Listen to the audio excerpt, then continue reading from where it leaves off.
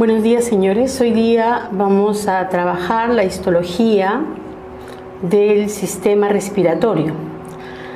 Ya hemos hablado de los tejidos básicos, hemos hablado de la histología del sistema cardiovascular y en la última clase hablamos sobre las glándulas endocrinas principalmente. Hoy vamos a hacer la histología del sistema respiratorio y después hablaremos un poco de la histología de la piel. Entonces, empecemos con el sistema respiratorio. Recordemos nosotros que el sistema respiratorio está formado por una serie de órganos. Los primeros solamente dejan pasar el aire, pero por supuesto es un aire que tiene que ser acondicionado, es decir, que debe estar tibio, que debe estar limpio, ¿no? Exento de la mayor cantidad de gérmenes, aunque nunca está limpio completamente, y que va a pasar por estos órganos, ¿no? Primero las fosas nasales, que son las que van a recibir justamente el aire, ¿sí? Lo van a entibiar y van a evitar que pasen ciertas partículas de mayor tamaño, ¿no? Aquí justamente en la parte del vestíbulo de la nariz tenemos piel con vellosidades, con vellos, ¿no? Estos evitan justamente o atrapan las partículas de mayor tamaño, y sobre todo porque en esta parte también hay una secreción mucosa. Entonces eso justamente ayuda a atrapar las partículas grandes. Luego tenemos aquí ya dentro, ¿no es cierto?, de las fosas nasales, ¿no? Tenemos una zona que está plegada, miren ustedes, está muy vascularizada, es la zona donde se entibia el agua, ¿no? Y que se llaman las conchas o cornetes. Entonces aquí tenemos la parte superior, media e inferior, y vamos a encontrar que está tapizado también por un epitelio bastante especializado. En la parte superior hay un epitelio olfatorio. Entonces aquí no solamente vemos que la nariz no solamente tiene la función de tomar el aire, sino también tomar el aire para sentir el olor, ¿no? Por eso que aquí está el bulbo olfatorio para sentir el olor de las partículas que llegan a estas fosas nasales. Luego el aire pasará por esta nasofaringe, ¿no? La nasofaringe, porque la faringe tiene varias partes, la nasofaringe, la orofaringe y la laringofaringe, dependiendo en qué parte con qué parte de esta zona se esté comunicando. Y también el epitelio que tapiza cada una de estas zonas va a variar. Si hablamos de la nasofaringe, que tiene que ver con el sistema respiratorio, el epitelio que lo va a tapizar justamente va a ser un epitelio respiratorio. Pero si hablamos de la orofaringe, ¿no? La orofaringe, recuerden, la boca está tapizado por un epitelio plano, poliestratificado. Entonces igual la orofaringe también tendrá este mismo epitelio. Y la laringofaringe, ¿no es cierto? Aquí la laringe, recuerden, también forma parte del sistema respiratorio, pero principalmente es el órgano de fonación. También habrá un epitelio respiratorio en esta zona llamada laringofaringe. Observen también que esta laringe, ¿no?, que prácticamente comunica laringe con tráquea, tiene una estructura que sirve como trampa, podríamos decir, cuando estamos comiendo, se cierra para evitar que el aire, mejor dicho, que los alimentos puedan pasar por esta zona donde debe pasar el aire, ¿no es cierto? Entonces, esa es la epiglotis. Entonces, de toda esta parte, que es el tracto respiratorio superior, hablaremos y haremos hincapié en la histología de cada una de estas zonas. Entonces, aquí vemos justamente lo que les estaba hablando acerca de las fosas nasales. Aquí hay un corte sagital y acá hay un corte frontal.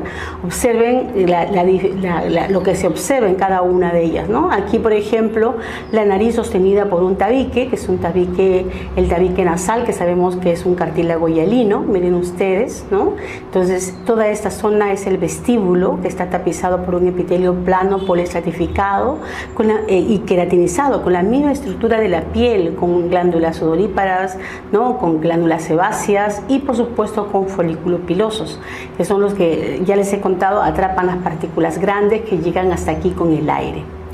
Luego vemos en la parte, si nosotros entramos a esta zona, ¿no es cierto?, a la zona más interna, ¿no?, ahí encontramos los senos maxilares, ¿no es cierto?, los diferentes senos, ¿no?, que aquí tenemos el seno del esfenoides, ¿sí?, okay, aquí tenemos el seno frontal y las conchas que ya habíamos hablado, ¿no es cierto?, que son estos pliegues que ustedes observan acá. Y en esta zona superior, justamente, ¿no es cierto?, en esta zona donde encontramos un hueso que está cribado, que está perforado, ¿no es cierto?, es el hueso cribado del etmoides. Encontramos en la parte superior, encontramos el bulbo olfatorio. Esta parte anatómica se supone que ustedes ya lo revisan en anatomía. Lo único que yo quiero hacer ahora es hacer un hincapié en estas zonas, porque vamos a hablar de la histología. Y acá igual en un corte frontal, miren ustedes cómo aquí la nariz, ¿no?, aquí en esta zona se ven justamente las conchas o los cornetes, ¿no?, estos pliegues que ustedes ven acá, que luego vamos a ver cómo están tapizados cada uno de ellos, ¿no? Y acá arriba se ve el bulbo olfatorio. Entonces, cuando hablemos primero de los dos tipos de epitelios que tapizan esta zona. La zona del bulbo olfatorio está tapizado por este epitelio, que es un epitelio respiratorio. Miren ustedes aquí, entonces es una mucosa. La mucosa es una mucosa olfatoria. La mucosa olfatoria se va a caracterizar porque es un epitelio pseudoestratificado, miren aquí, pseudoestratificado cilíndrico ciliado, pero con unos cilios modificados, porque recordemos que las células que presentan estos cilios son células neuroepiteliales, es decir, son neuronas bipolares, que son justamente las que van a captar el olor de las partículas, ¿no? Entonces, en este epitelio vamos a encontrar además estas células que son las células de soporte o células sustentaculares, que son estas verdecitas que se observan acá. Luego lo veremos en un corte histológico, ¿sí?, que es como cualquier célula de la glía que vamos a encontrar en el sistema nervioso. Y estas células son las células basales, que son las células madre que van a diferenciarse a cualquiera de estas células cuando sea necesario. Recuerden que este epitelio no puede renovarse. Miren, aquí se ve justamente el hueso cribado del etmoides y vemos que este epitelio que está, ¿no?, aquí en esta zona tiene una lámina propia, y en la lámina propia vamos a encontrar las glándulas de Bowman, que estas de acá son estas glándulas acinares, las glándulas de Bowman, que son productoras de una proteína que va a interactuar con los receptores del olfato, ¿sí? Aquí miren ustedes cómo se abre el conducto excretor, es una glándula exocrina entonces que se abre hacia la superficie de la mucosa. Y luego tenemos unos paquetes de neuronas, unos nervios que ustedes observan acá, ¿no?, amielínicos, porque inclusive hay una célula de Schwann que está aquí, que está envolviendo a estos paquetes de axones, ¿no? Y por supuesto tejido conectivo laxo con fibroblastos, lo típico de cualquier lámina propia, por supuesto vascularizada, etc. Esta lámina propia va a estar, si ustedes miren el corte histológico aquí, que es una tricrómica, ven aquí que el hueso, ¿no?, es esta zona roja granate o grosella que ustedes observan sosteniendo a los cornetes aquí, todo, y aquí la mucosa olfatoria. Y a este lado, si ustedes observan, no hay una mucosa olfatoria, es una mucosa respiratoria, ¿sí? Toda esta zona de aquí que tiene el epitelio más bajo es el epitelio respiratorio. Entonces hemos hablado, ¿no es cierto?, de la mucosa respiratoria, que aquí la podemos ver en un corte histológico. Observen, las células cilíndricas son muy altas, o sea, las células neuroepiteliales y las células de soporte son muy altas, de tal manera que ustedes ven aquí la cantidad de núcleos, ¿no es cierto?, que le da ese aspecto de pseudoestratificado, porque todos están en una misma capa. Y aquí se ven justamente las dendritas que vendrían a ser aquí, esta de aquí, si lo vemos en un esquema, ¿no es cierto?, son dendritas, ¿no?, que no móviles, ¿sí?, y que a los cuales le estamos llamando los cilios. Por eso que decimos que es un epitelio pseudoestratificado cilíndrico ciliado.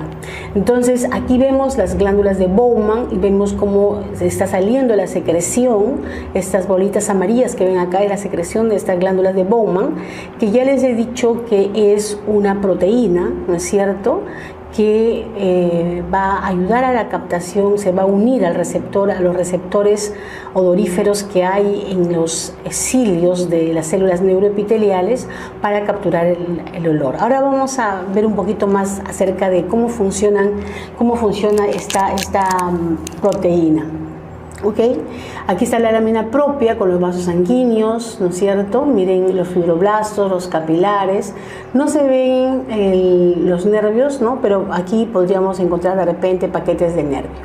En este esquema se ve mucho mejor, ¿no? Las células neuroepiteliales con esta parte media abultada, que es justamente la zona como una especie de un bulbo, ¿no? De una terminación en forma de bulbo, ¿no? Y luego la salida de las dendritas. Fíjense que las células, tanto de soporte como las células neuroepiteliales, están unidas a través de uniones ocluyentes o oclusivas o estrechas, que son estas que ustedes están observando acá. Ahora, las terminaciones o las prolongaciones citoplasmáticas de estas células neuroepiteliales están envueltas o tapizadas, ¿no es cierto?, por estas células de soporte. ¿Sí? Esas células gliales son células de soporte que envuelven, y ya les he dicho que forman nervios amielínicos, ¿no? Serían como células de Schwann aproximadamente. ¿Qué más encontramos en esta membrana? En esta lámina propia encontramos también células plasmáticas, y las células plasmáticas son importantes aquí porque van a producir una inmunoglobulina A, ¿no es cierto?, que va justamente va a ser transportada a la luz de la nariz, de las fosas nasales, ¿no?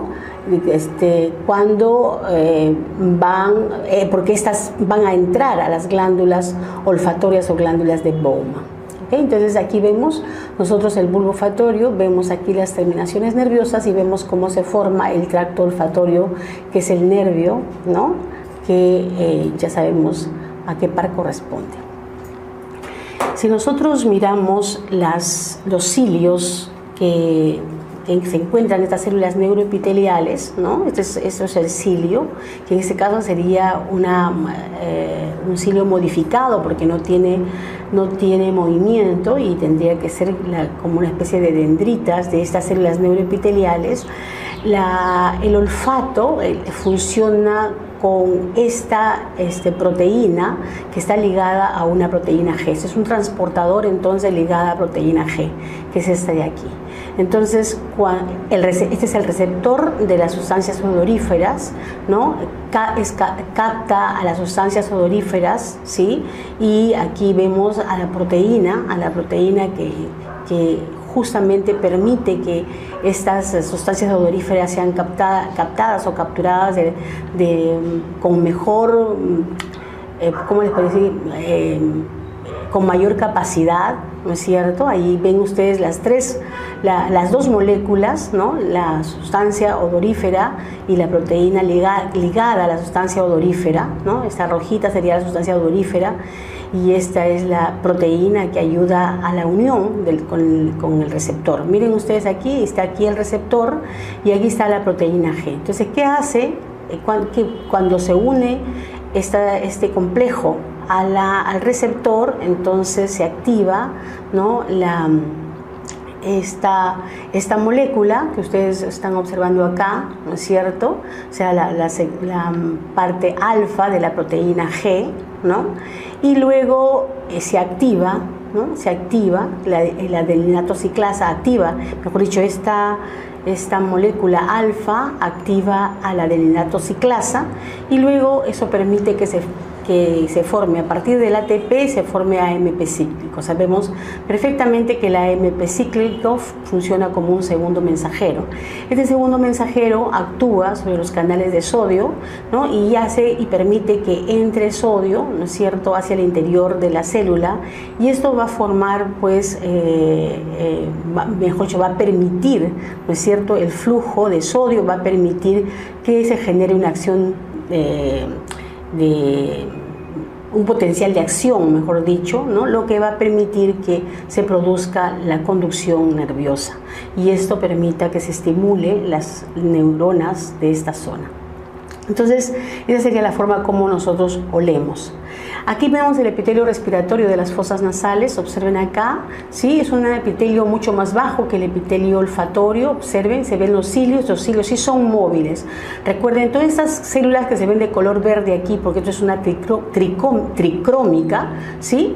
Están produciendo moco, mucina, y esa mucina es la que es atrapada, mejor dicho, atrapa las partículas que llegan a esta zona, y los cilios van a mover este moco junto con las partículas para eliminarlas, ¿no? Sacarlas hacia la superficie o hacia la cavidad bucal para que sean eliminadas.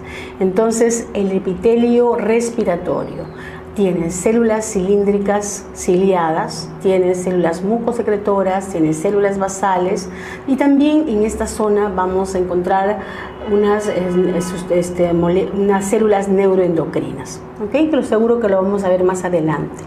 Y la lámina propia, que es esta que está sobre el hueso, tiene tejido conectivo laxo con abundantes vasos sanguíneos. Miren ustedes, allí encontramos capilares, encontramos linfáticos, aquí se ven los capilares, ¿no? Se ven los linfáticos, lo propio de una lámina propia, valga la redundancia.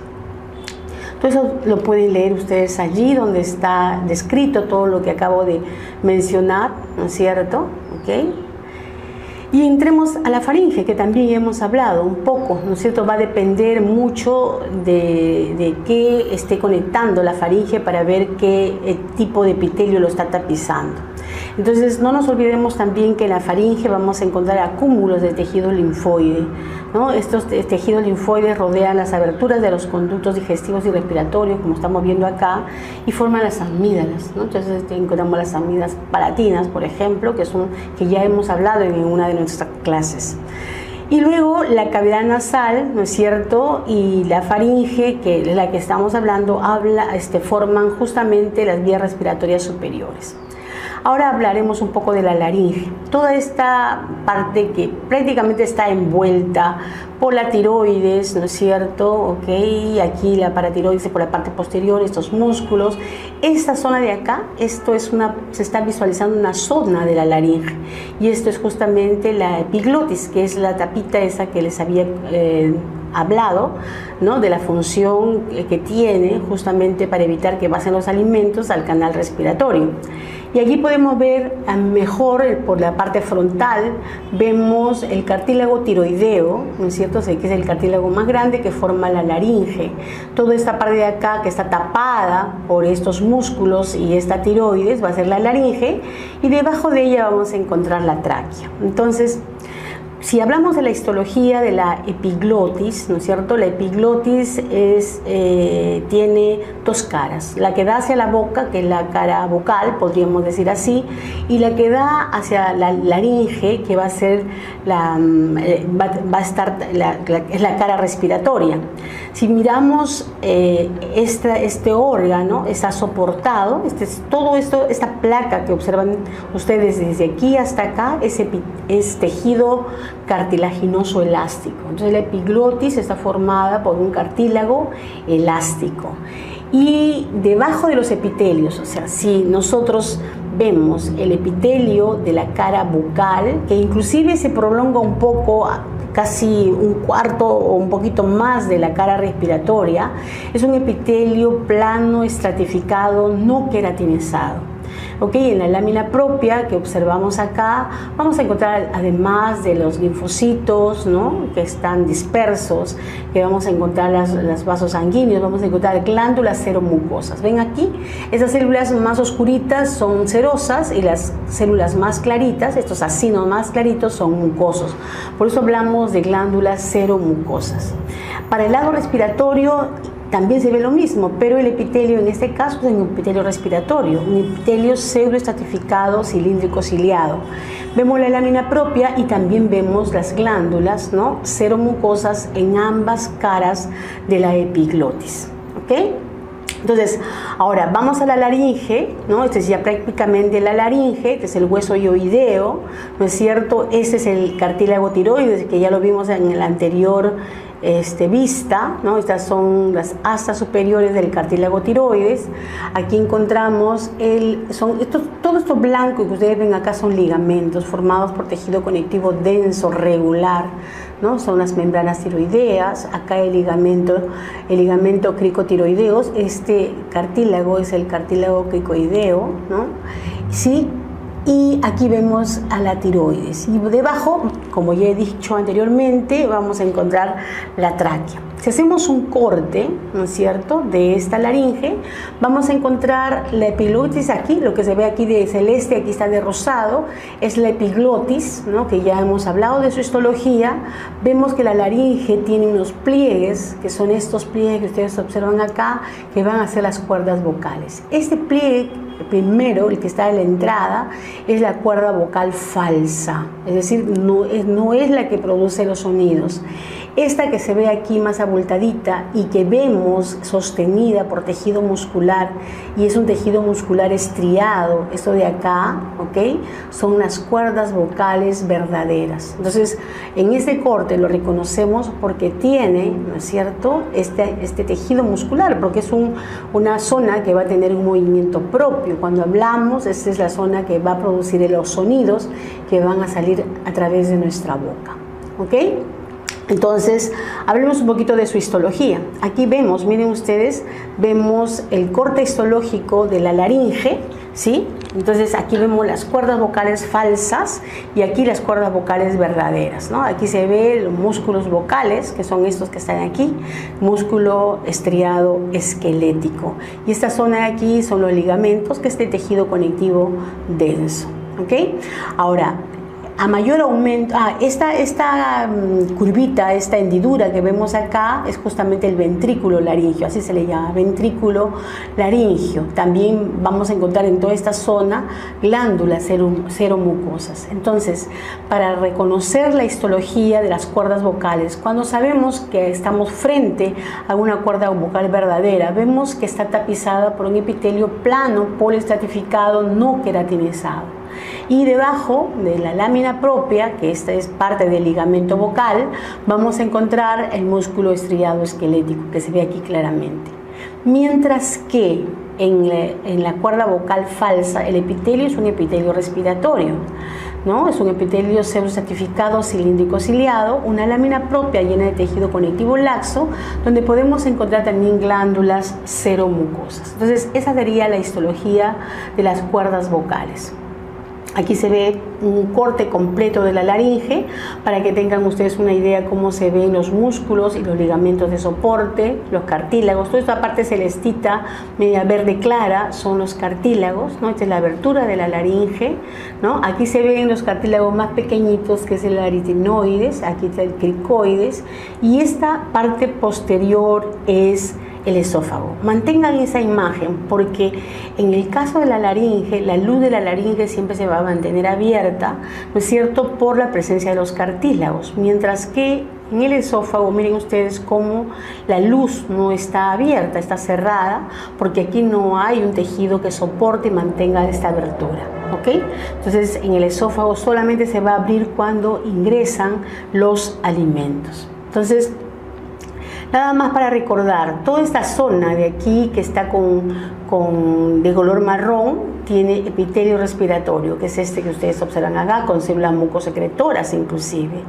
La parte posterior que no se ve aquí, ¿no es cierto?, y las cuerdas vocales verdaderas, que serían estas, ¿no?, está tapizado, perdón, las cuerdas vocales falsas están tapizadas por un epitelio pseudoestratificado cilíndrico ciliado, por un epitelio plano, esas son entonces las cuerdas vocales verdaderas, ¿no? Cuerdas vocales verdaderas. Esta es la zona respiratoria. Lo moradito es la zona bucal o la zona oral, que les dije justamente, ¿no?, que estaba hacia el lado de la boca y entraba, y prácticamente una parte de la zona respiratoria estaba cubierta por este epitelio plano poliestratificado, no queratinizado, que lo podemos observar acá. ¿Ok? Entonces, cuerdas, estas son verdaderas y esas son las cuerdas falsas. Y todo lo que está de azul son los cartílagos, cartílago tiroideo, cartílago cricoides. La lámina propia, como siempre, con gran cantidad de vasos, con fibras de colágeno, fibras elásticas, ¿no?, y también tejido linfoide, por supuesto.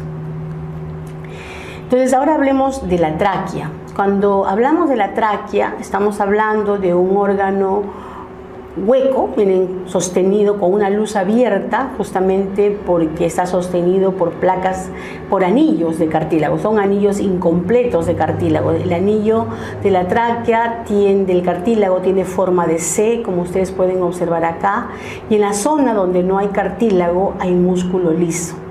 Entonces, primero hablaremos de la mucosa. Esta es la mucosa de la tráquea. Entonces, la mucosa de la tráquea está formada por un epitelio pseudoestratificado cilíndrico ciliado, es decir, epitelio respiratorio, ¿no? Donde podemos ver de repente algunos linfocitos infiltrando, ¿okay? Con cilios muy claros que se observan en esta zona, una lámina propia de tejido conectivo laxo, y debajo de la lámina propia encontramos fibras elásticas, unas fibras elásticas que separan justamente la mucosa de la submucosa, que es esta de aquí. Ok, aquí igual, aquí se nota la mucosa y aquí la submucosa. Luego vemos el cartílago, que es un cartílago hialino, es un cartílago hialino que está envuelto por un pericondrio, ¿no? Otra vez vemos el pericondrio fibrilar, luego el pericondrio celular y el cartílago que se observa en esta zona claramente. Y en esta fotografía podemos observar en la parte posterior, en esta zona donde no hay cartílago, vemos tejido muscular liso en esta zona, ¿sí? Lo que va a permitir pues que se ensanche, ¿no? Se dilate un poco más esta tráquea. También por aquí, al igual que en las fosas nasales y la laringe, el aire pasa solamente, ¿ok? Y se acondiciona, no hay zona respiratoria. Y aquí se puede ver mejor en un corte hecho en resina, ¿no? Las diferentes partes que podemos observar en la tráquea. Si bien es cierto, en esta fotografía no se ve la última capa, que es la adventicia, aquí sí se ve, miren, esta zona de aquí, aquí tenemos adventicia, en esta zona todo es adventicia, ¿sí? Recordando siempre qué cosa es la adventicia, recuérdenlo por favor. Entonces, aquí tenemos la mucosa, hasta aquí, miren, se ve perfectamente los cilios, las células mucosecretoras. Aquí se ve justamente las fibras elásticas, se ve muy bien las fibras elásticas. Aquí se ve la submucosa con estas glándulas seromucosas. Aquí se ve el pericondrio, miren, y luego el cartílago hialino. No se ve la adventicia, pero se ve muy bien preservado las estructuras en este tipo de corte.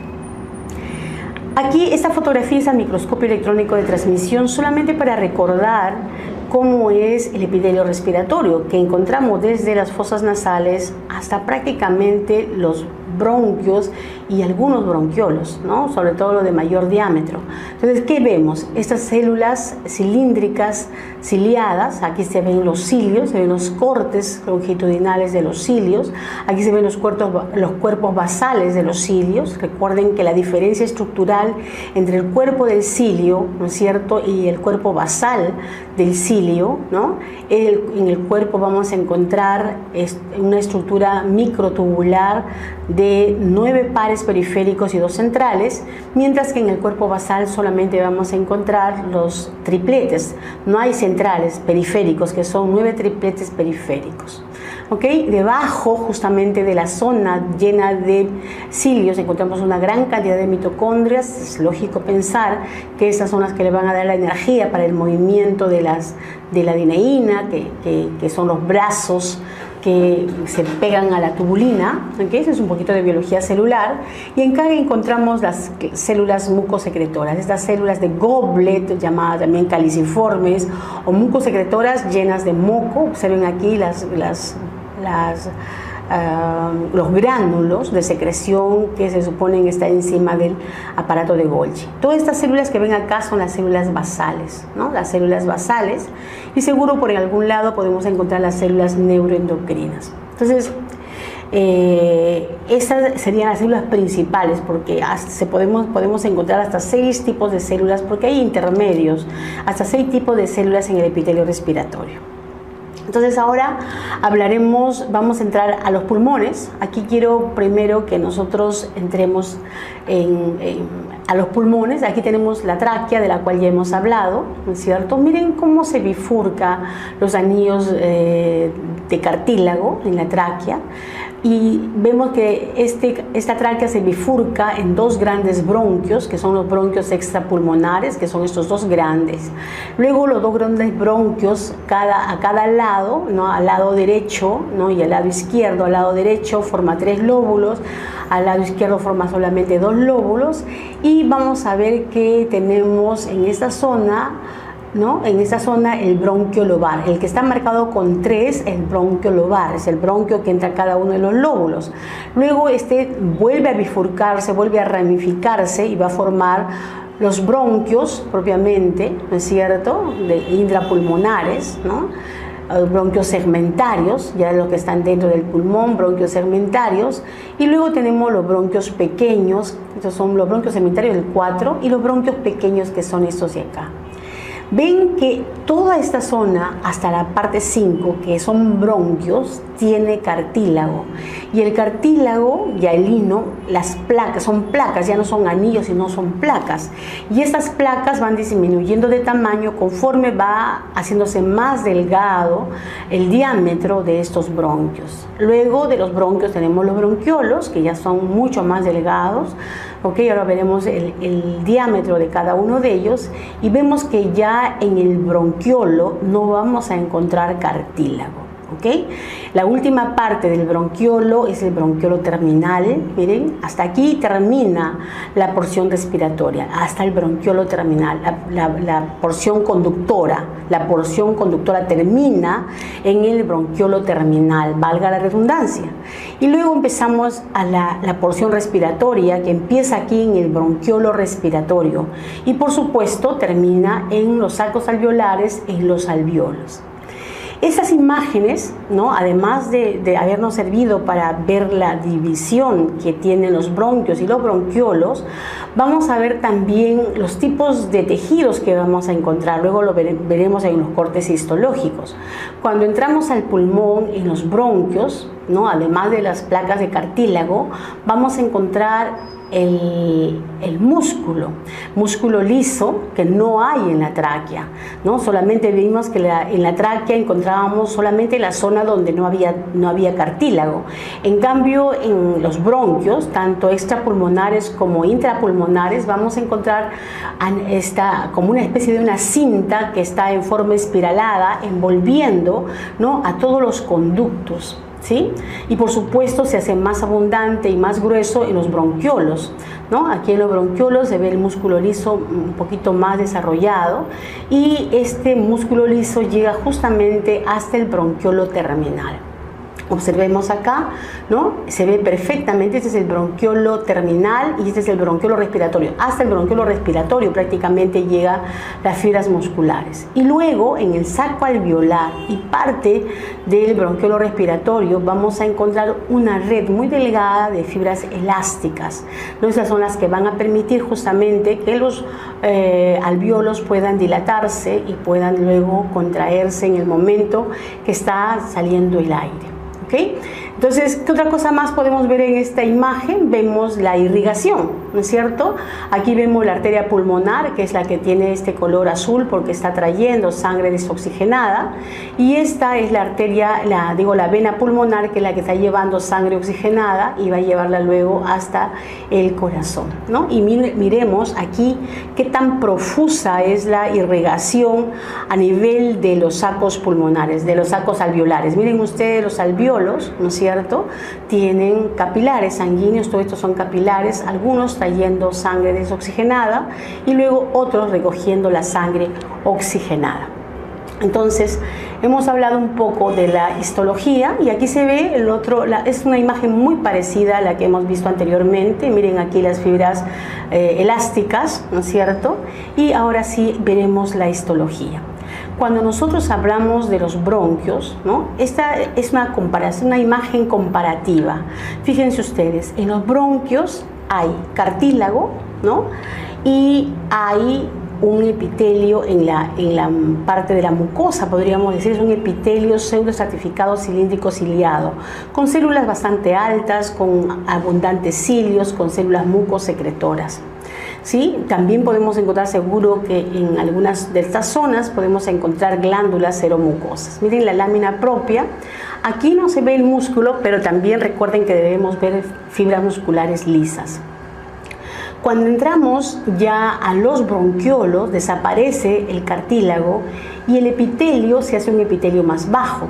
Primero es un epitelio cúbico ciliado, ¿no? Y luego los cilios terminan desapareciendo, como pueden observar acá, prácticamente ya no hay cilios.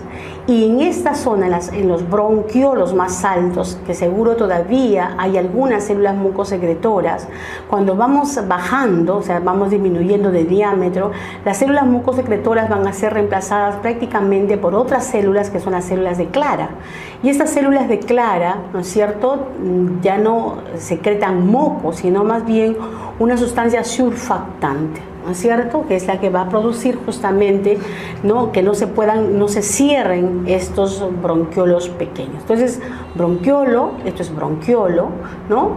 Así podemos ver el epitelio en el bronquiolo terminal, ¿no? Y también en el bronquiolo respiratorio, pero en el bronquiolo respiratorio la diferencia es que el bronquiolo está interrumpido por alvéolos, ¿no? Entonces vemos por tramos, vemos este epitelio y por otros lados vemos el alvéolo. Y aquí podemos ver parte de los alvéolos. En el caso de los alvéolos, estos alvéolos están tapizados por un epitelio plano, ¿no? Y porque tiene dos tipos de células. Tiene los neumocitos de tipo 1, que son células planas, ¿no? Y los neumocitos de tipo 2.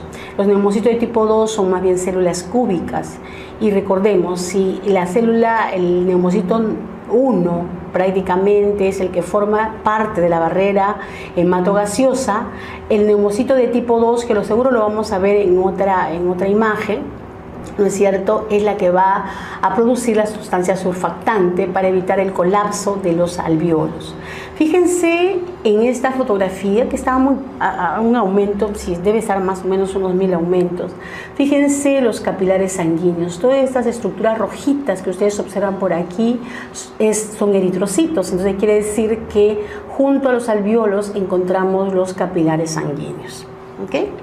Todo lo que acabo de decir está prácticamente descrita en estas zonas, ¿no?, que están escritas acá para que ustedes lo puedan leer, ¿sí? Y no nos olvidemos siempre, ¿no?, que los bronquios, no sea solamente en la lámina propia, en todas partes, todo el recorrido de bronquios y bronquiolos, no solamente hay vasos sanguíneos de las que hemos descrito, también van a haber nervios, van a haber vasos linfáticos, etcétera. ¿No es cierto? ¿Ok? Esto un poquito para entender cómo funcionan las células de Clara. Este es el epitelio del bronquiolo, ¿no? Aquí estas son las células de Clara y estas son las células cúbicas ciliadas, ¿no? En vez de las células cilíndricas ciliadas más altas, aquí hay células cúbicas cilíndricas y en vez de las células mucosecretoras están las células mucosas, ¿no?, que producen una sustancia surfactante, que son las células de Clara. Estas células de Clara producen mucina 5AC y mucina 5B. Eso es lo que producen estas células, ¿no?, y que justamente van a permitir que en este caso los bronquiolos se mantengan dilatados, ¿sí? Entonces esta es la estructura, ¿no?, de las células de Clara. Ahora veamos algunas imágenes más. Esta imagen, a ver, ustedes observen, tiene un epitelio respiratorio alto, tiene fibras musculares lisas, tiene una lámina propia, en la mucosa tiene glándulas seromucosas que se llaman glándulas bronquiales y aquí tiene una parte de cartílago. Entonces todo esto corresponde a la estructura de un bronquio, ¿no? Entonces esto será un bronquio, ¿no? No es una tráquea porque aquí hay fibras musculares lisas, es un bronquio. Mientras que aquí, miren ustedes, ¿no?, este es un bronquiolo de gran diámetro. Miren el tejido conectivo que lo soporta y las fibras musculares lisas. Esas son las fibras musculares lisas. Observen aquí, todo esto es fibra musculares lisa y no se ve como un círculo. ¿Por qué? Porque justamente hemos dicho que es como una cinta espiralada, ¿no es cierto?, que está rodeando a todos estos conductos, ¿ok? Entonces aquí se ve todavía el epitelio algo alto, entonces el epitelio respiratorio se ve un poquito alto, ¿no? Entonces eso es un bronquiolo, ¿no? Bronquiolo. Aquí vamos a ver ahora, el bronquiolo terminal es toda esta zona de aquí. Bronquiolo terminal, miren el epitelio es mucho más bajo, aquí es el bronquiolo terminal y aquí encontramos el bronquiolo respiratorio. Esta zona es el bronquiolo respiratorio. Todo esto es un saco alveolar y todo esto son los alvéolos. Por supuesto, venas, ¿no? Aquí hay venas, todo eso está soportado por un tejido conectivo reticular y hay fibras elásticas, por supuesto. Aquí miren ustedes, se ve mejor la estructura del bronquiolo terminal, que es este de acá, miren, el epitelio cúbico simple con células de clara, ¿no? Aquí, miren, ¿no? Aquí las fibras musculares lisas, miren, y la membrana, la lámina propia que tiene tejido conectivo. Entonces es un bronquiolo terminal. Y aquí se ve el bronquiolo respiratorio, en esta zona el bronquiolo respiratorio, interrumpido entonces por los alvéolos. Estas partes de acá son los alvéolos, ¿no? Entonces esta parte de acá son los alvéolos. Entonces esa es la característica del bronquiolo respiratorio. Por aquí, por ejemplo, si esto es bronquiolo terminal, aquí por este lado hay un bronquiolo respiratorio. Miren ustedes, aquí hay un alvéolo. Entonces esa es la estructura, ¿sí? Entonces las estructuras respiratorias vendría a ser el bronquiolo respiratorio y el saco alveolar junto con los alvéolos, ¿no es cierto? Entonces lo que quiero que veamos aquí es en esta imagen, acá están los bronquios, luego los bronquiolos, ¿no? Y aquí están los sacos alveolares y aquí toda la red, ¿no es cierto?, de fibras elásticas que está sosteniendo, ¿no?, desde prácticamente los bronquiolos, ¿sí? Entonces, y hemos hablado un poco acerca de las células que están tapizando los alvéolos. El alvéolo tapizado por este neumocito de tipo 1, que dice forma prácticamente el 95% de la superficie, está tapizada por estas células. Y no porque haya más células llamadas neumocitos de tipo 1, casi los neumocitos de tipo 2 podríamos decir que están en mayor número, pero ¿qué pasa? Son cúbicas y entonces ocupan menos espacio, mientras que las células alveolares de tipo 1 son planas y entonces ocupan mayor espacio, ¿no es cierto? ¿Ok? Y por eso es que ocupan mayor superficie en el alvéolo. Ahora, ¿qué otra cosa podemos encontrar en el alvéolo? ¿Qué otra célula podemos encontrar en los alvéolos? Recordemos que ya no tenemos cilios, ya no tenemos moco, ¿no? Entonces, para poder atrapar las partículas que llegan hasta los alvéolos. Entonces, en esta zona hay macrófagos. Macrófagos alveolares, también llamadas células de polvo, porque son las que capturan las partículas más finitas del polvo, ¿ok? Y esas van a estar siempre migrando libremente, ¿no? Y van a ingerir el material particulado. Entonces, una vez que ya ellos estén casi por morir al final de su vida útil, ellos van a migrar hacia los bronquiolos, ¿no? Y luego van a entrar al moco para poder salir hacia el exterior. Entonces, cuando nosotros eliminamos esputo, ¿no es cierto? En el esputo profundo vamos a encontrar estas células de polvo, ¿no es cierto? ¿Ok? Y que van a ser eliminadas justamente con este moco, ¿sí? Entonces, eso es las células que vamos a encontrar en el alvéolo. Y aquí en este esquema podemos observarlas. Acá están los neumocitos de tipo 1, ¿no? Aquí están los neumocitos de tipo 2, estas células cúbicas que están acá son los neumocitos de tipo 2, las que están libres en los alvéolos, en la luz de los alvéolos son los macrófagos, esos de aquí son los macrófagos o células de polvo. Miren cómo entra el aire, ¿no es cierto? ¿Ok? Y cómo sale el aire, ¿ok? Entra y sale por este mismo conducto, pero una vez que se ha hecho el intercambio gaseoso a este nivel. Entonces, la barrera hematogaseosa está formada por la membrana, por el citoplasma de la célula del neumocito de tipo 1, su membrana basal, por la célula endotelial del capilar sanguíneo y su membrana basal. ¿Okay? Entonces, esa es la barrera hematogaseosa. Entonces, la sangre, ¿no?, llega con oxígeno, ¿no es cierto? ¿Okay? Llega oxigenada, recuerden aquí, llega oxigenada en forma de... este oxígeno entra hacia los alvéolos, mientras que al revés. O sea, el oxígeno entra de los alvéolos, ¿no es cierto? Llega con el aire hasta los alvéolos y va a entrar a la sangre, ¿sí? Va a entrar a la sangre. La hemoglobina de los eritrocitos, ¿no es cierto?, va a capturar o va a captar el oxígeno para transportarla hacia el corazón y luego ser bombeada al resto del organismo. Mientras que, ¿no?, la sangre desoxigenada, ¿no?, que viene con la sangre, ¿sí?, va a entrar hacia los alvéolos y luego va a salir a través de nuestro sistema respiratorio hacia el exterior. Entonces, esa es la forma como funciona el sistema respiratorio.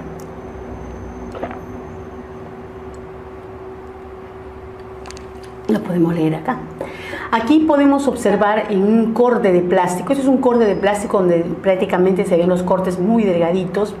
Este es un neumocito de tipo 2, esa de acá, ¿sí? Este es el neumocito de tipo 2, aquí hay otro neumocito de tipo 2, miren las bacolitas que hay dentro, es el lugar donde encontramos las sustancias surfactantes, ¿no?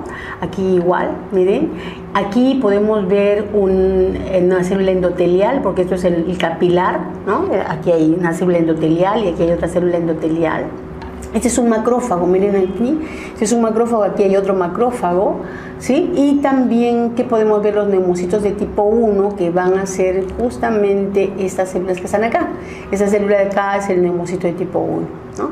Entonces, miren, el capilar y el alvéolo. Este es el alvéolo, este es el capilar. Y el tejido conectivo está soportando prácticamente. Aquí hay como un septo, ¿no es cierto? ¿Ok? En este septo no hay tejido conectivo, sino más bien hay membrana basal, ¿no es cierto? ¿Okay? Y que conecta directamente con el vaso sanguíneo. Ahora, en algunas zonas donde sí hay un poco de tejido conectivo y que se llama el intersticio, ¿no es cierto? ¿Okay? Ahí sí podemos encontrar algunas fibras elásticas, fibras de colágeno, ¿sí? ¿Okay? Y esa zona se va a llamar el septo, ¿no? Ok. Aquí se ve mejor, miren, esta es una microscopía electrónica de transmisión. Este es el neumocito de tipo 2, miren las sustancias surfactantes aquí, ¿sí? Esa de acá es una célula endotelial, ¿sí? Célula endotelial, aquí está el alvéolo, ¿sí? Aquí está el alvéolo y posiblemente este sea un neumocito de tipo 2, miren, ¿ok? Aquí encontramos el núcleo de una célula endotelial, ¿sí? Y todo esto sería la barrera hematogaseosa, porque aquí vamos a encontrar, si este es el alvéolo, este citoplasma que ustedes ven acá, que es muy delgadito, que inclusive aquí le está saliendo como una especie de una proyección, es el neumocito de tipo 1, ¿no? Entonces, eso es el epitelio de este alvéolo, ¿sí? Es muy delgadito. Y aquí se observa también otra vez lo mismo, ¿no es cierto? Aquí es un corte hecho en resina, ¿sí? Aquí el esquema para poder entender bien este corte, ¿sí? Observamos la luz del capilar, aquí vemos el alvéolo con sus neumocitos de tipo 1, ¿sí? Aquí vemos los neumocitos de tipo 2, ¿no? Que son las células surfactantes, ¿no? Y aquí encontramos seguro que algunos macrófagos, pero aquí en este esquema prácticamente no se ve. Y aquí lo que yo les hablaba acerca de la barrera hematogaseosa. Acá vemos cómo pasa por difusión simple, ¿no es cierto? ¿Okay? Porque es un gas, pasa el CO2 desde la sangre hacia el alvéolo y del alvéolo hacia la sangre entra el oxígeno, ¿no? Ese sería el recorrido, ¿no? O la función del sistema respiratorio. Entonces, Aquí en esta fotografía, miren ustedes, es una coloración especial para ver justamente las fibras elásticas que están alrededor de los sacos alveolares. Todos estos son sacos alveolares, cada uno de estos son los alveolos, alveolo, alveolo, alveolo, alveolo, ¿no? Y todo estos son saco alveolar, saco alveolar, saco alveolar, ¿sí? Entonces ahí vemos este tejido. Bien. Entonces, con esto hemos terminado de hablar del sistema respiratorio. Vamos a hablar ahora de la histología del sistema tegumentario, haciendo hincapié en la histología de la piel, ¿sí? Entonces, empecemos. La piel es el órgano más grande de nuestro cuerpo, ¿no es cierto? Entonces, un órgano porque está formado por tejidos. Si recordamos la definición de órganos, ¿sí? Está formado por tejidos. Entonces, desde todo el cuero cabelludo hasta las puntas de nuestros dedos y de nuestras extremidades superiores y extremidades inferiores, todo está recubierto por piel. La mayor parte de la piel es piel delgada, salvo la palma de las manos y la planta de los pies. En la piel delgada y en la piel gruesa vamos a encontrar tres zonas. Vamos a encontrar la epidermis, la dermis y la hipodermis. ¿Ok?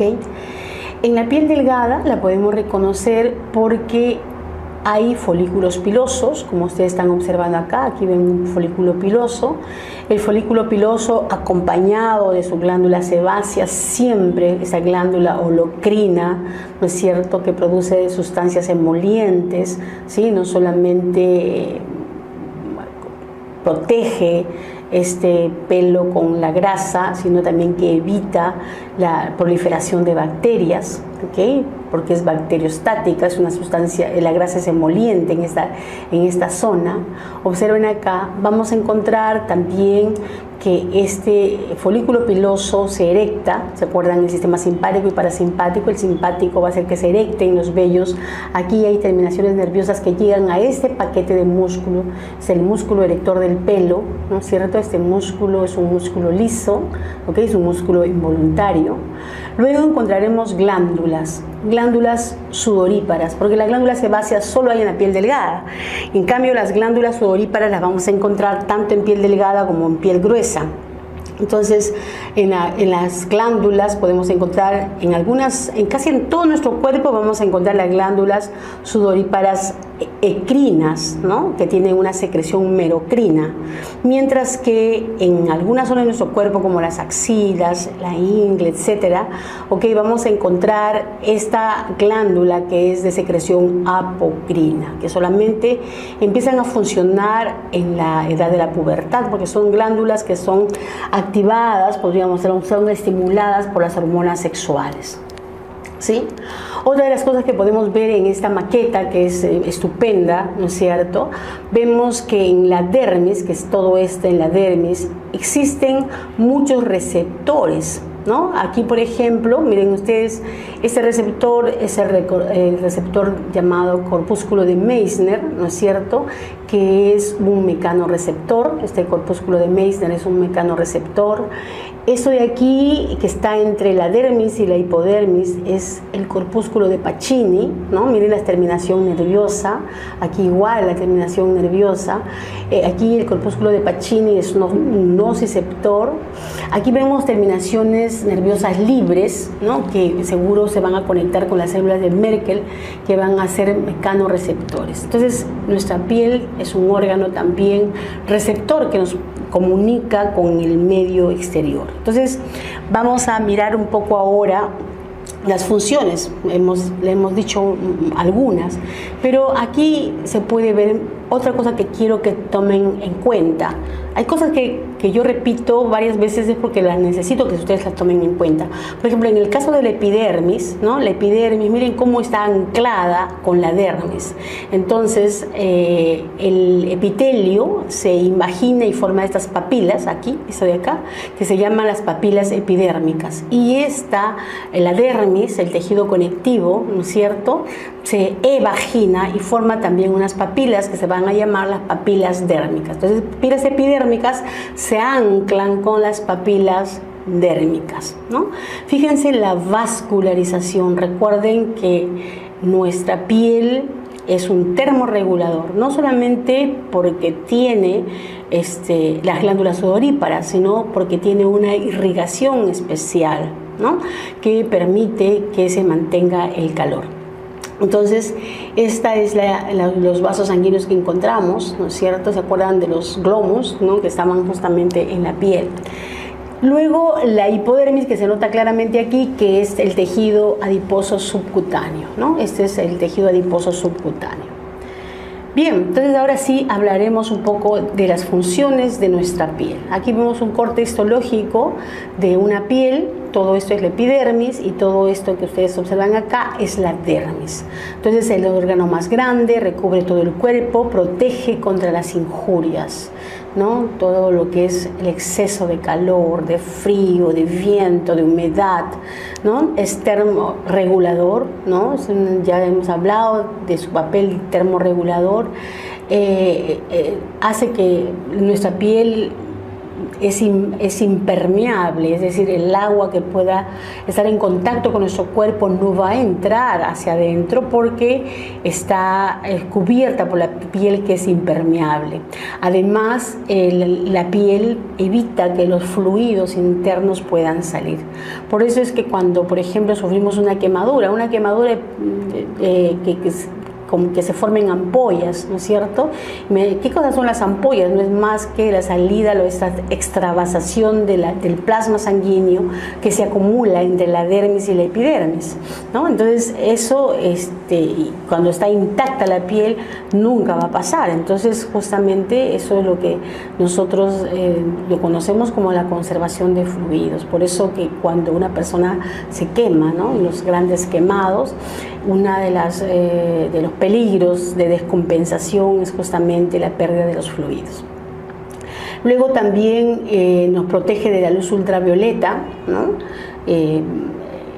La piel tiene una pigmentación especial que evita, con la melanina, que evita justamente el daño de la radiación ultravioleta. Pero además, otra cosa bien interesante, los queratinocitos tienen un sistema muy especial para reparar el ADN.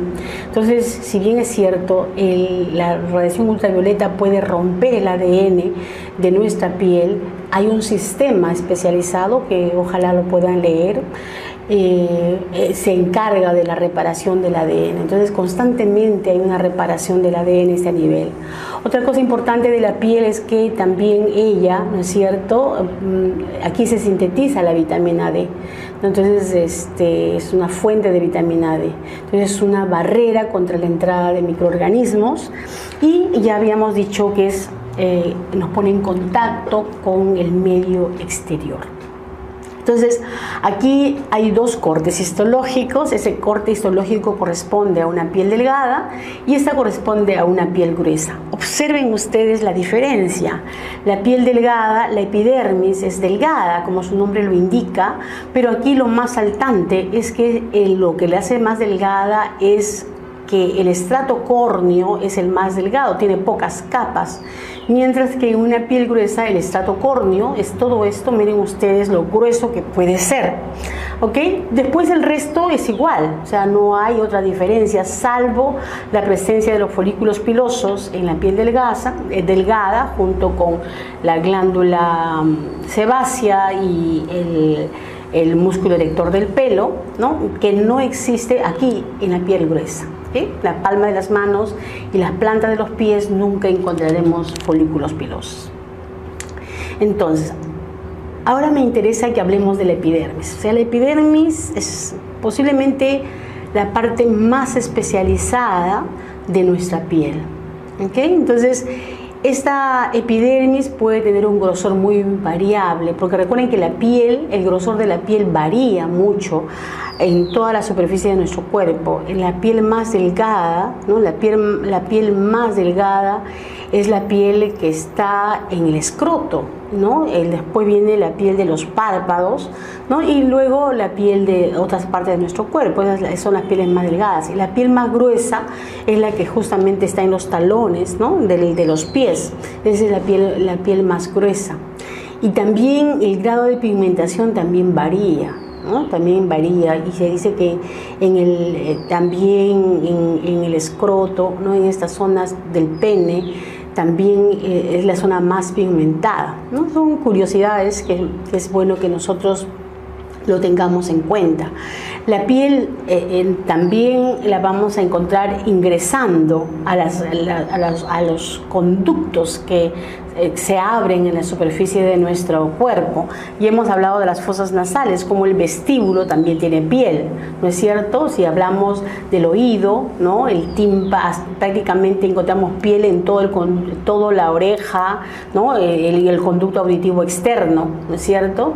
Y cuando hablamos de la conjuntiva de los ojos, cuando hablamos del tracto urogenital, toda esta zona, ¿no es cierto?, va a tener una prolongación de nuestra piel.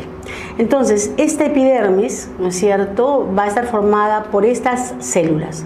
Las más abundantes son los queratinocitos. Luego vienen los melanocitos, las células de Langerhans y las células de Merkel. 4 células distintas que vamos a encontrar en nuestra epidermis.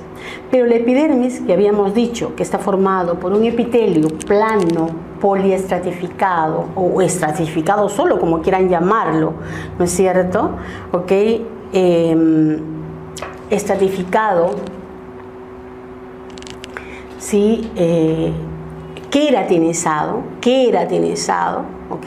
Queratinizado, ¿ok? Porque tiene un estrato córneo. Lo podemos separar y dividir en estratos para poder estudiarlo, ¿ok?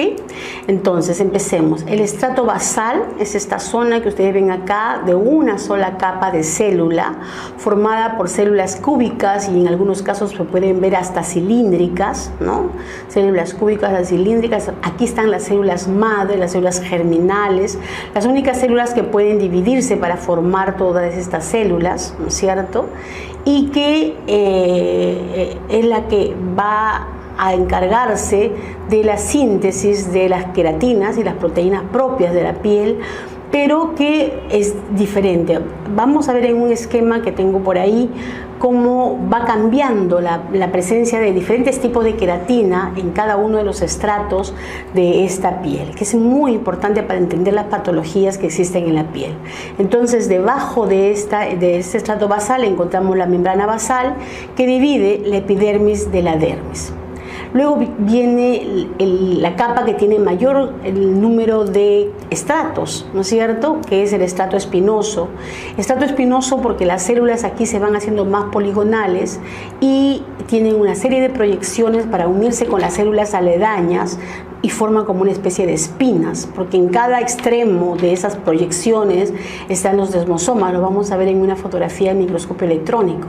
Entonces, estas células están unidas principalmente por desmosomas, que son las uniones más resistentes a la tensión. Tanto el estrato basal como el estrato espinoso forman lo que se llama el estrato de Malpighi, ¿sí? Luego viene el estrato granuloso, que es más o menos, pueden haber 2 a 3 o 4 capas, dependiendo de la zona de la piel, que tiene unas células planas, pero con la presencia de estos granos, que son los granos de queratohialina, que también vamos a estudiar, ¿no?, de qué se trata. Luego tenemos en la piel gruesa, solamente en la piel gruesa encontramos este estrato, que es un estrato intermedio entre el granuloso y el córneo, ¿ok? Y no hay en la piel delgada, solamente hay en la piel gruesa. Y luego viene el estrato córneo, ¿ok? Que son estas capas de células, ¿no?, que están muy aplanadas, que tienen una queratina muy resistente, que son justamente las que tienen una protección. Cada una de sus células están envueltas por involucrina, ¿no es cierto?, para hacerlas impermeables, y que la célula ya no tiene núcleo, ya no tiene organelas, no tiene ninguna otra cosa más que la queratina, paquetes de queratina dentro de su citoplasma, que lo veremos a detalle en otro esquema, ¿ok? ¿ok? Aquí vemos una piel delgada, miren, se ven los mismos estratos, estrato basal, estrato espinoso, estrato granular y estrato córneo. Miren lo delgadito que está el estrato córneo. Pero aquí también podemos aprovechar para mirar otras células. Esta célula de acá, por ejemplo, es una célula, es un melanocito. Este es un melanocito que generalmente se ven a ese nivel, a nivel del estrato basal. Pero también lo podemos encontrar en otros niveles, por ejemplo acá, miren, un poquito más alto. Estos son melanocitos. Mientras que esta célula más clara que está acá, ¿no es cierto? Esta es una célula de Langerhans. También habrán células de Merkel que son más difíciles de poder reconocer, generalmente están aquí en la parte basal. ¿Ok? Entonces miremos un poco más acerca de la estructura molecular que es importante en la epidermis. En el estrato basal, que es esta capa de células que ya hemos hablado, unida a la membrana basal, vamos a encontrar la queratina de tipo 5 y la queratina de tipo 14. 5 y 14. Y cuando estas mutan, la 5 y la 14, se va a producir una patología llamada epidermolisis bulosa simple. Epidermolisis bulosa simple. Entonces las células tienden a desprenderse, a hacer ampollas, ¿no?, cuando existe esta patología. Luego en el estrato espinoso, que aquí está en una sola capa, pero sabemos que hay muchas más capas, ¿no es cierto? Va a haber queratina, pero la queratina en este caso, ¿sí?, va a ser solamente, va a ser reemplazada, las 5 y la 14 van a ser reemplazadas por la queratina 1 y 10. La queratina 1 y 10. Recuerden que la queratina es un filamento intermedio propio de las células epiteliales. Cuando los queratinocitos de estas capas mutan, esta queratina tipo 1 y 10, aparece una patología llamada hiperkeratosis epidermolítica. Hiperkeratosis, ¿no?, epidermolítica.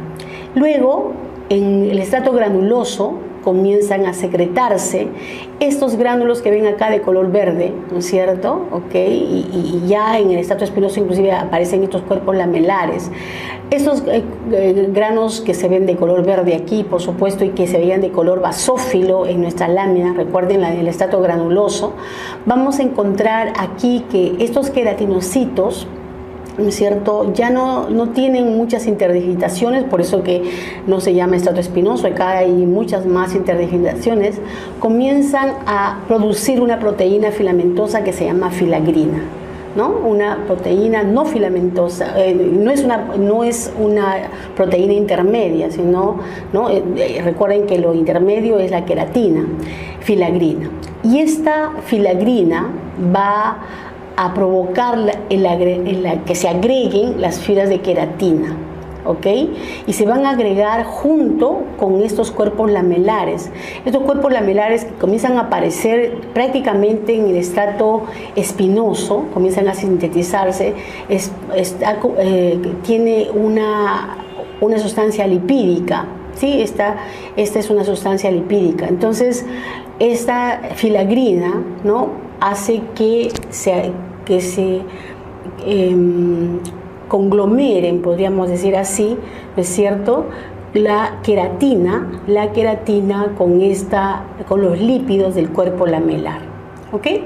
Entonces, esto es lo que está sucediendo en el estrato granuloso. En el estrato granuloso vamos a encontrar también otro tipo de queratina. Vamos a encontrar la queratina 2E y la queratina 9. Ya está reemplazada la queratina 1 y la queratina 10. Y cuando hay un defecto en la queratina 9, ¿no?, se asocia justamente a un queratoderma palmoplantar llamado epidermolítico, ¿no? Esa es otra patología que puede aparecer. Mientras que si muta la queratina 2E, pues se va a formar una ictiosis bulosa. Ictiosis, o sea, la piel se vuelve dura como si fuese escamas de pescado, ¿no es cierto? Se llama ictiosis bulosa de Siemens.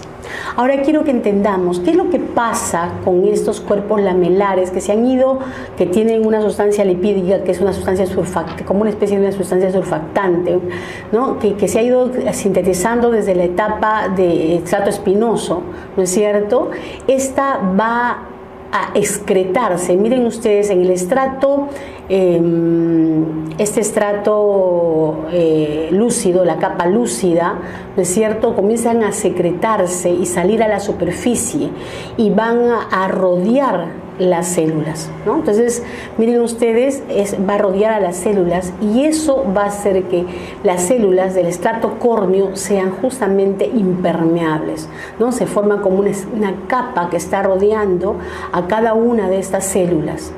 Y en el interior de las células del estrato córneo, donde ya no encontramos núcleo ni encontramos organela, vamos a encontrar estos paquetes de queratina que están prácticamente conglomeradas con la involucrina, ¿no es cierto?, y otras proteínas más. Entonces eso lo podemos mirar en este otro esquema que está aquí, miren, ¿no? Miren cómo se ve, mientras que en los estratos, ¿no?, el estrato granuloso y el estrato lúcido todavía no se forman estos paquetes. Vemos aquí la sustancia esta lipídica que está en estos gránulos, ¿ok?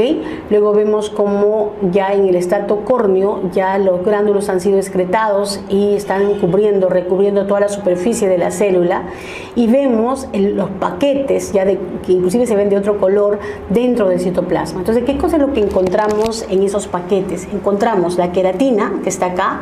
La queratina es esta estructura que se ve en doble cadena en alfa hélice, y luego la filagrina, ¿no? La filagrina, recuerden ustedes que se comienza a sintetizar en el estrato granuloso, que está justamente uniendo a la queratina. Y luego tienen un conjunto de otras proteínas que forman justamente la barrera impermeable. Tenemos justamente una molécula llamada loricrina, ¿no? ¿Ok? ¿No? Involucrina, ¿sí? Entonces son proteínas ricas en prolina, ¿no? La loricrina, aquí, miren ustedes, y aquí justamente la sustancia esta que ha sido secretada de los cuerpos lipídicos multilamelares, ¿no? Entonces todo esto hace que la piel esté muy protegida, esté altamente impermeable. Además, por supuesto, de las uniones, ¿no? De las uniones estrechas, ¿no? Donde vamos a encontrar claudinas de tipo 4 y de tipo 1, ¿no? Entonces son las moléculas, aquí, estas son las claudinas, ¿no? Las claudinas. En cambio aquí ya como que se pierden un poco las uniones intercelulares, por eso que las células se comienzan a desprender, ¿no? Si nosotros pensamos en la cantidad de células que descamamos diariamente, ¿no? Porque recordemos que la epidermis se renueva, ¿no?, entre 4 a 8 semanas, entonces se va a ir cambiando, mejor dicho, se va a ir descamando todos los días vamos perdiendo un poco de queratinocitos. Entonces ahí está, miren ustedes el estrato basal, el estrato espinoso, se nota claramente allí las espinas, miren, ¿ok? Aquí a la microscopía electrónica de transmisión observamos justamente las espinas, miren, y en cada espina un desmosoma. Entonces son estas placas negras que ustedes observan acá, ¿no?, van a ser justamente los desmosomas. En el citoplasma del estrato espinoso, observen estos paquetes de queratina, ¿no?, lo que antes se conocía con el nombre de tonofilamentos. Eso de aquí justamente son los tonofilamentos conocidos anteriormente, y esos son los paquetes justamente de queratina. Aquí no se ven las vesículas lipídicas, pero seguro que en los estratos más superiores se podrían observar. Entonces, esto es el estrato granular de una piel delgada, de la cual ya hemos hablado, y aquí son los mismos estratos que ya lo conocemos, pero quiero que veamos las células. Esta célula es un melanocito. Fíjense que no es una célula cúbica ni redondita nada más, sino que tiene unas proyecciones que interactúan con las células, ¿no?, del estrato basal y también con las células del estrato espinoso. Estas son las células de Merkel que están, que había dicho yo que son los mecanorreceptores, ¿no?, las células táctiles, ¿no?, y aquí conectada con una neurona sensorial. Y aquí las células de Langerhans, que son células del sistema inmunológico. Entonces veamos un poquito más los detalles de esta célula. Acá los melanocitos, miren las células pigmentadas, sobre todo las células del estrato basal están altamente pigmentadas por la melanina producida por estos melanocitos. Aquí al microscopio electrónico se ve el melanocito, ¿no? Aquí se ven los granos, los melanosomas, que a mayor aumento se ve así, ¿no? El melanosoma está recubierto por membrana, porque es la secreción del retículo endoplasmático y luego del aparato de Golgi, ¿sí? Recuerden que la melanina se sintetiza a partir de la tirosina, ¿sí? Y aquí vemos las proyecciones, ¿no es cierto? Entonces cuando la radiación solar llega, ¿no es cierto?, estimula a que justamente los melanosomas sean cedidos a las células, a los queratinocitos, ¿no? A los queratinocitos de los estratos basal y los que están más cercanos del estrato de espinoso. Las células de Merkel, que habíamos dicho que son mecanorreceptores, ¿no? A veces pueden estar solos o a veces pueden estar en conjunto formando los discos pilosos, ¿sí? Entonces son células sensoriales de nuestra piel. Aquí lo encontramos, miren, esa es una célula de Merkel, ¿sí? Miren, tiene gránulos neurosecretores aquí, ¿sí? Un núcleo bastante prominente, ¿no? Y los gránulos con sustancias neuroendocrinas. Luego las células de Langerhans, estas sí son bastante difíciles de ver fácilmente, ¿ok? A no ser que sean, tanto las de Merkel como las de Langerhans, hay que reconocerlas con técnicas inmunohistoquímicas, ¿no? Estas células, recordemos que están en el estrato espinoso y son las que reconocen el antígeno, ¿sí? Porque son macrófagos, ¿no? Son células dendríticas, ¿sí? El núcleo es pálido, ovalado, con citoplasma pálido, a partir del cual se extienden prolongaciones. Todas las células que encontramos en la piel van a tener prolongaciones, o sea, no son células que están circunscritas, sino que tienen proyecciones que se meten entre los queratinocitos, ¿ok? Y ¿cómo lo reconocemos que es una célula de Langerhans? Cerca del Golgi y las células de Langerhans, ¿no? Vamos a encontrar los famosos corpúsculos de Birbeck. Esos corpúsculos de Birbeck solamente se pueden ver a nivel de la microscopía electrónica. Entonces aquí nuevamente vemos una piel, ¿no? Con el estrato espinoso, aquí el estrato basal, miren las células pigmentadas, muy pigmentadas. Aquí vemos un melanocito, ¿sí? Aquí inclusive, ¿no? Vemos como aquí no se nota, pero cuando uno hace la microscopía electrónica ve cómo se ven en las células de la espinosa, también se ven las células, se ven los melanosomas. Y aquí vemos una célula de Langerhans y aquí hay otra célula de Langerhans, ¿okay? Cuando se hace la intención histoquímica, se puede observar que las proyecciones de la célula, ¿no es cierto?, se ven entre los queratinocitos. Miren ustedes acá, ¿sí? Se puede ver que están entre los queratinocitos. Aquí se ven justamente, estos son los corpúsculos o cuerpos de Birbeck, ¿no? Que parecen como una especie de una raqueta, ¿no? Que son típicos y sirven para reconocer las células de Langerhans a nivel de microscopía electrónica. La dermis, ¿no es cierto? Ahora sí, hablemos de la dermis. La dermis es la parte más gruesa, ¿no? Tiene aproximadamente 5 milímetros a más, dependiendo de la piel que estemos, la zona de la piel donde estemos, y está formada por dos zonas, ¿no? La zona llamada dermis papilar, donde van a estar las papilas dérmicas y anclan las papilas epidérmicas, y la región reticular. Entonces, en la dermis papilar vamos a encontrar un tejido conectivo laxo o aerolar. Entonces, en esta zona vamos a reconocer una mayor celularidad, vamos a reconocer una mayor cantidad de capilares sanguíneos, ¿ok? Y, por supuesto, fibras muy delgaditas de tejido de colágeno, porque es un tejido conectivo laxo. Si hiciésemos una coloración especial, podríamos ver fibras elásticas y fibras reticulares. Y en la región reticular vamos a encontrar un tejido conectivo denso y regular.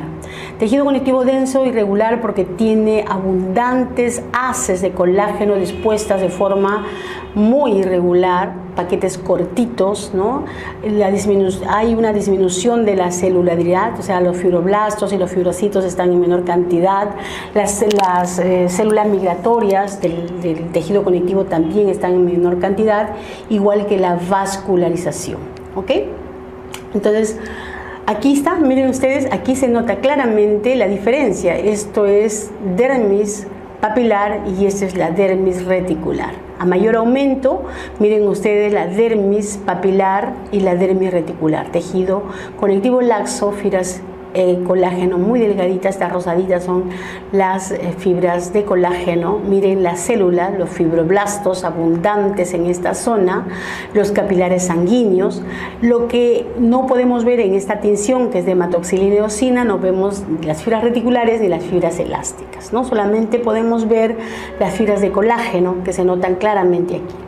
Entonces, aquí miren, en cambio en esta tricrómica podemos observen aquí, esa es la dermis papilar, miren las fibras, ¿no? Las fibras reticulares, ¿no? En este caso son fibras elásticas que se ven aquí muy delgaditas y en la dermis reticular se ve mucho más grueso. Lo rosado es el colágeno, fíjense la diferencia, ¿ok? Y aquí se ve la dermis papilar, solamente la dermis papilar con un capilar sanguíneo, ¿ok? Aquí se ve un melanocito, el estrato basal, el estrato espinoso, el estrato granular, estas células que se ven oscuritas acá, ¿no? Y el estrato córneo, toda esta zona de aquí, ¿sí? Muy bien, esta es una tricrómica de Van Gieson que también nos permite reconocer sobre todo de color rojo el colágeno y de color negro las fibras elásticas. Aquí se ven las fibras elásticas, ¿no? Las hojitas son las delgaditas. Todo, miren la diferencia, dermis papilar y dermis reticular, ¿no? Se nota a la legua la diferencia. Luego vemos aquí la hipodermis, miren ustedes aquí con su panículo adiposo, tejido adiposo unilocular, y aquí vemos el panículo carnoso. El panículo carnoso en los humanos es una capa vestigial que persiste en los músculos de la expresión facial, ¿no? Cosa que de expresión no hay en los animales. Entonces aquí inclusive vemos los vasos sanguíneos. Siempre el tejido adiposo sostenido por un estroma de tejido conectivo laxo que está sostenido sobre todo a los vasos sanguíneos. Ahora quiero que pongamos un poquito de atención para poder hablar un poquito de los folículos pilosos. Recordemos que folículos pilosos solamente los vamos a encontrar en la piel delgada, ¿no? Entonces, el bulbo piloso es la parte que está prácticamente metida dentro de la dermis de la piel, ¿no? Y el cuerpo del pelo es el que sale hacia la superficie. Cuando hablamos de folículo piloso estamos hablando del cabello, ¿no es cierto? Estamos hablando de los vellos que están en toda nuestra piel. Entonces, si nosotros vemos un cuero cabelludo, ¿no? Que es piel delgada, podemos ver aquí mejor la histología de los folículos pilosos. En la piel delgada, sobre todo en las personas que no son vellosas, se ven algunos atrofiados, ¿no? Algunos folículos pilosos atrofiados y se ven muy pocos folículos pilosos. Entonces, para estudiar el folículo piloso mejor es estudiarlo en el cuero cabelludo, ¿ok? O en las axilas también, por supuesto, ¿no? En la zona donde encontramos una mayor cantidad de vellos. Entonces dice que el bulbo piloso es una acumulación de células epiteliales compactadas alrededor de la papila dérmica fibrocolágena vascularizada. Ahora vamos a ver justamente la papila dérmica del pelo. El bulbo da origen a los diversos componentes del tronco piloso, ¿no? El tronco piloso es el pelo, ¿no? El pelo es el tronco piloso, que tiene una médula, una corteza y una cutícula, la vamos a reconocer ahora. En las personas con cabello oscuro hay abundantes melanocitos que están activos y que producen la melanina y que le dan la pigmentación justamente, ¿no? A estas células que forman, porque este pelo está formado por células, ¿ok? Y Por supuesto, ¿no? Las que cuando se pierde esta pigmentación es que se transforman en pelos blancos, que son las canas. Aquí, en esta fotografía, el microscopio electrónico de barrido, esta es la fotografía del microscopio electrónico de barrido. Observen ustedes, ¿no? Estos son los cuerpos, ¿no? El cuerpo piloso, ¿no? Lo que hemos visto como el tronco piloso. Este es el tronco piloso, este es el tronco piloso. Miren ustedes las células, estas son las células. Estas de acá son las células de la corteza, ¿no? Ok, estas son las células, como pueden observar. Son células planas, queratinizadas, ¿no? Que no tienen, por supuesto, núcleos ni organelas. Es muy parecido al estrato córneo que ya hemos hablado. Aquí, este es el estrato córneo. Miren ustedes, ¿no? Aquí está emergiendo el tronco piloso y toda esta zona que parece que fuese como una superficie de un de barro, ¿no? Como ven acá, ese es la epidermis de la piel, es el estrato córneo de la piel. Entonces, en un corte, ¿no? Vamos a observar a varios niveles. Si hacemos un corte a nivel del bulbo piloso, que es este de aquí, ¿no es cierto? ¿No? Aquí, miren ustedes, encontramos que esta zona celular es mucho más abundante, ¿sí? Que va a ir disminuyendo conforme vayamos subiendo, ¿no? En esta zona, en la zona más apical, la que está aquí prácticamente, ya veremos que hay una menor cantidad de células. Entonces, ¿cuáles son las capas que vamos a encontrar? Acá está la glándula sebácea, de la cual ya hemos hablado. Fíjense qué capas vamos a encontrar. Vamos a hablar de adentro para afuera. Este es el tronco piloso, todo este es el pelo, el tronco piloso, con su médula, con una serie de células que forman capas, que es la corteza, ¿no es cierto? Y la capa más externa es la cutícula del pelo. Entonces, lo que está por fuera, eso es lo que yo creo que les dije, que la corteza es la cutícula del pelo. Esta es la cutícula del pelo, ¿ok? Esa es la cutícula. Luego, ¿no? Vemos las capas también de células epiteliales que van a formar la vaina interna de la raíz. Toda esta parte de acá es la vaina interna de la raíz, ¿sí? Luego tenemos la vaina externa de la raíz y luego esta capa más externa, que es la membrana vítrea. Pero ¿cuántas capas puede tener la vaina interna de la raíz? Conforme madura el pelo, las células de esta capa disminuyen. Entonces, la capa más interna es la capa de Huxley, luego tenemos la capa de Henle. ¿Ok? La capa de Huxley y la capa de Henle. Esas dos van a formar la vaina interna de la raíz. Una sola capa o varias capas que forman la vaina externa de la raíz y luego viene la cutícula. Como digo, va aumentando, ¿no es cierto?, hacia el bulbo, ¿no es cierto?, del pelo y va disminuyendo hacia la superficie. Esta estructura que ven acá, que es como una invaginación, es la papila dérmica del pelo, ¿no? Donde ingresan los vasos sanguíneos, que son los que van a irrigar al bulbo piloso. Entonces aquí podemos ver, todos estos son folículos pilosos. Esta parte más morada, más llena de células, ¿no? Es el bulbo piloso, las células más compactadas. Y aquí ven la concavidad, eso de aquí es la papila dérmica del pelo, ¿no? Y aquí se ve perfectamente el tronco piloso. Miren, todo esto es el tronco piloso, toda esta zona es el tronco piloso, y eso de aquí es la glándula sebácea. Recordemos que la glándula sebácea es una glándula acinar ramificada, ¿no es cierto?, ¿okay?, que tiene un solo conducto de salida. Y aquí se ve perfectamente el bulbo piloso, la papila dérmica del pelo, ¿no? Miren la zona tan compactada de células epiteliales que están formando, ¿no es cierto?, el bulbo piloso. Aquí se ve parte del tronco piloso y aquí se ven las otras capas, que quiero que en un corte mejor lo vamos a observar. Toda esta es la vaina dérmica del pelo, porque habrá tejido conectivo que está rodeando el pelo. Esta es la vaina dérmica del pelo. Entonces, después de esta membrana vítrea, ¿no?, vamos a encontrar la vaina dérmica del pelo. Aquí en un corte transversal podemos ver mejor las estructuras de las cuales hemos estado conversando.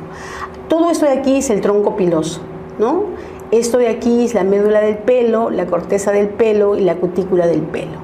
Esta zona que se ve aquí, este es un pelo maduro, ¿no? Esto de aquí es la vaina interna del pelo, la vaina interna del pelo, ¿no? La vaina radicular interna también se denomina así. Y estas capas de células corresponden a la vaina radicular externa.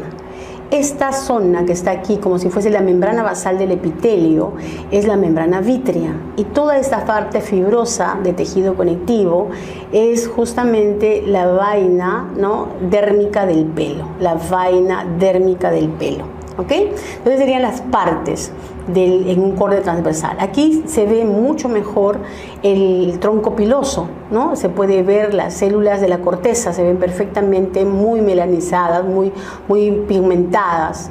Esta es la vaina radicular interna, la vaina radicular externa, la membrana vítrea y la vaina dérmica del pelo, ¿no? Esta es la parte más inferior, donde se ve el bulbo lleno de melanocitos y de células pigmentadas. Miren ustedes la cantidad de células pigmentadas que vamos a encontrar en esta zona, ¿no? Y aquí se ve la papila dérmica del pelo, ¿no? Y aquí las glándulas sebáceas. Recordemos que las glándulas sebáceas, las que están hacia abajo, miren ustedes, son las células que recién están llenándose de grasa. Entonces son células con núcleo activo. Miren ustedes ahí, se ve el núcleo activo, ¿sí? Mientras que las células que ya están en la superficie son células que están entrando en apoptosis. Miren, el núcleo se está haciendo hipercromático, entra haciendo un núcleo pignótico para morir por apoptosis y luego salir junto con la grasa hacia el exterior. ¿Okay? Entonces, el sebo, dice, está compuesto por lípidos y restos celulares, ¿no? Contiene triglicéridos, escualeno, colesterol, ésteres de colesterol y ceras esterificadas. Es un bacteriostático, ¿no? En algunos nos da un olor característico al cuerpo, ¿no? Sobre todo cuando uno deja de asearse, entonces el olor se va haciendo mucho más fuerte, ¿sí? No nos olvidemos que las glándulas sebáceas están controladas por un sistema hormonal, se activa por los andrógenos y se inhibe por los estrógenos. Y allá entenderemos por qué la piel, ¿no?, de los varones es mucho más oleaginosa, más grasosa que la de las mujeres. Esas son las glándulas sudoríparas. Glándulas sudoríparas que son tubulares enrolladas, ¿no? Entonces vemos aquí toda esta es la parte secretora de las glándulas sudoríparas y esta es la parte excretora. Se puede reconocer la parte excretora desde el conducto excretor porque el epitelio es un epitelio doble, de doble capa, ¿no? Y las células son más pequeñas y son más oscuras, mientras que las células que están formando la zona secretora, ¿no?, se ven mucho más claritas. Y no nos olvidemos que también aquí, estas células que están acá son las células mioepiteliales que van a permitir que se contraiga justamente la glándula. Células basales, células cilíndricas que forman los acinos, mejor dicho el tubo, ¿no?, porque no es un acino, es un tubo. Esto es un corpúsculo de Meissner, observen acá, no, perdón, es un corpúsculo de Pacini que está justamente entre la dermis y la hipodermis, ¿no?, en esta zona. Aquí vemos una piel gruesa, todo esto es la epidermis, esta es la dermis y aquí está el panículo adiposo que es la hipodermis. Esta es una piel, miren ustedes, esta es la epidermis, estas son las papilas dérmicas y en la papila dérmica acá se ve claramente un corpúsculo de a ver, ya me olvidé, de Meissner, corpúsculo de Meissner, ¿no? Y nuevamente toda la epidermis y la dermis. Miren la dermis papilar, como se ve tan delgadita las fibras de colágeno, ¿no? En el caso de la uña, que también es una modificación de la piel, observen aquí, este es un corte donde encontramos la misma modificación. Miren ustedes, todo este es el lecho unguial y esta es la uña. Y si nosotros miramos a mayor aumento, aquí vamos a ver justamente la estructura de la piel, ¿ok? Y la uña vendría a ser como el estrato córneo, ¿no?, el estrato córneo de la piel. Entonces, ¿qué otra cosa vamos a encontrar aquí que tenemos que reconocer? Además del lecho unguial, de la uña, esta zona apical, la zona que está en la superficie libre del dedo, se llama el hiponiquio, mientras que esta, que es como esta zona que siempre las mujeres nos las bajamos cuando nos hacemos la manicure, es el eponiquio, ¿no? El eponiquio y aquí arriba el hiponiquio. Entonces, esta es la estructura de la uña. No nos olvidemos que la uña es prácticamente el estrato córneo de la piel. Eso sería todo por hoy.